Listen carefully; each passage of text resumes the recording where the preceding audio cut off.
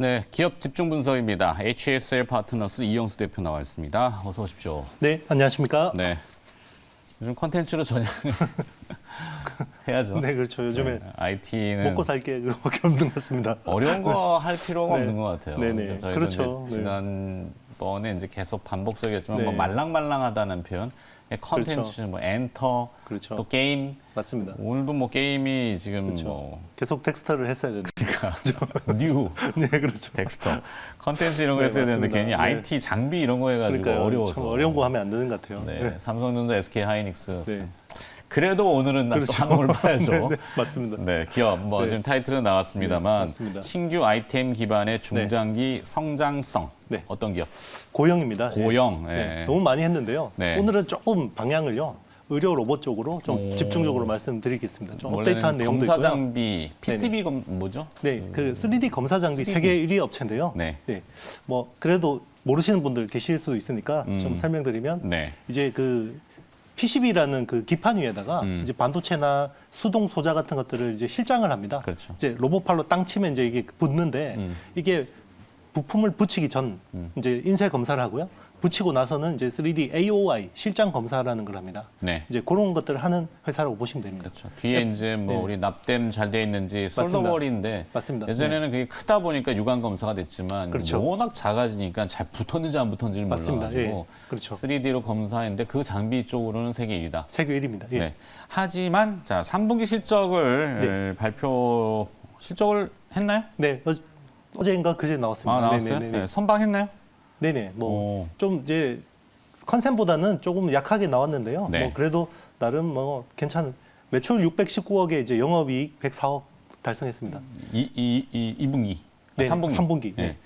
3분기. 그 정도면은 연간으로 봤을 때는 네. 뭐 계속 컨센 쪽으로 그렇죠. 향해 뭐 전년 대비해서는 많이 올라온 거고요. 네. 작년에는 워낙 안 좋았기 때문에. 아, 지금 매출액 네네. 그래프를 보니까 네네. 또 명확하네요. 그렇죠. 이 회사 같은 경우는 이제 그 산업군이 원래는 스마트폰 쪽이 애플리케이션이 비중이 굉장히 높았는데 네. 자동차 전장 쪽으로 계속 이렇게 영역을 확장하고 있는 상황이고요. 네. 지금은 자동차 전장이 더 높습니다. 그런데 이제 아시겠지만 최근에 차량 반도체 공급 부족 때문에 네. 직격탄을 맞았는데요. 그럼에도 불구하고 이 정도 실적을 달성했다는 것은 굉장히 안정적인 뭐 캐식하고 있다고 볼 수 있겠습니다. 장비 쪽이 그 매출이 조금 말씀하신 대로 네. 오히려 조금 줄지만 네네. 그 영업이익률이 오히려 올라가서 약간 네네. 커버하는 거잖아요. 네, 맞습니다. 방어를 뭐 어제 한미 반도체 같은 경우도 그러니까. 이제 매출은 좀 빠져도 이익은 더 올라가는. 이익률이. 네네. 그러면 자동차 IoT 등의 전방 시장 회복 네. 앞으로는 좀 기대를 해봐도 되는지 그렇죠. 당연히 해봐야겠죠. 맞습니다. 예. 자율주행차가 되면요. 뭐 최근에 이제 그 이재용 부회장이 저기 미국 가서 네. 테슬라 앨런 머스크 만난다 그러잖아요. 하반기 네네. 11월 달 지금 예정인데 그렇죠, 뭐 시장 예정이. 소문이죠. 아직까지는 맞습니다. 뭐 네. 그게 난 만날 거야. 네, 뭐 그렇죠. 이런 뭐 건 없지만. 공식화되진 않았지만 네. 이제 나오는 게 결국은 이제 자율주행차 쪽으로 뭔가 이제 그 그림이 나온다는 거거든요. 뭐 어쨌든 테슬라 AP도 이제 삼성이 파운드리 할 가능성이 높고 그러면 그 후방 생태계가 또 국내에 쫙 펼쳐지게 됩니다. 네. 그러면 이제 거기서 또 수혜를 보는 회사가 고영이라고 보시면 되고요. 이제 자율주행차가 고도화될수록 전장이 많이 쓰여야 되고 거기에 또 검사하는 장비가 또 고영이 독보적 입지를 가지고 있고요. 뭐 보시나 덴소, 뭐 컨티넨탈 이런 쪽 대부분 고영 장비 쓰신다고 보면 됩니다. 네. 그리고 애플 같은 경우도 이제 폭스콘이나 뭐 조립하는 쪽에서는 다 고영 장비를 쓰고 있습니다. 고영. 네. 자, 그렇지만 이제 장비 업체들의 고민은 성장 포인트. 네. 우리 회사는 항상 멈춰 있어. 내지는 그 회사는 그냥 그거야. 안정적일 뿐이지만 뭐 이렇다라는 것 때문에 이제 탈피를 좀 하고 싶어 하잖아요. 그게 그렇죠. 이제 의료 로봇. 네, 특히 이제 뇌 수술 맞습니다. 몇 번 얘기는 해주셨던 것 네네. 같은데 여기 포인트 더 짚어주시죠. 네. 일단 이제 이 회사는 그 뇌수술 로봇을 개발했어요. 네. 지금 이미 매출이 나오고 있는데 미국의 Intuitive Surgical이라는 회사를 보시면 됩니다. 그러니까 Intuitive Surgical이라는 회사는요, 좀 발음하기 힘든데요. 네. 다빈치 로봇이라는 이제 수술 로봇이 유명한데요. 이게 1999년 개발돼서 2000년도 처음으로 미국 FDA 승인을 받았고요. 지금 200만 건 이상의 수술이 진행되고 있습니다. 그런데 이제 미국 외과 수술의 비중이 한 10%를 다빈치 로봇으로 하고 있고요. 세계에서는 한 2%밖에 안 됩니다. 그러니까 앞으로는 굉장히 고성장하는 시장이고요. 이제 여기를 이제 고영이 치고 들어가는 건데요. 기존에 이제 다빈치 로봇 같은 경우는 복강경이나 뭐 이런 쪽으로 많이 하는데 네. 고영은 처음부터 뇌수술로 들어갔어요. 어. 그러니까 이게 개발하게 된 계기가 재밌는데요. 이 3D 검사 원천 기술을 가지고 있다 보니까 하버드대 비즈니스 메디컬 센터에서 이 특허를 조사하다가 자기들이 개발하려고 하는 뇌수술 로봇의 그 원천 특허를 이 회사가 가지고 있다는 걸 알게 돼서 네. 찾아와서 개발하게 된 거거든요.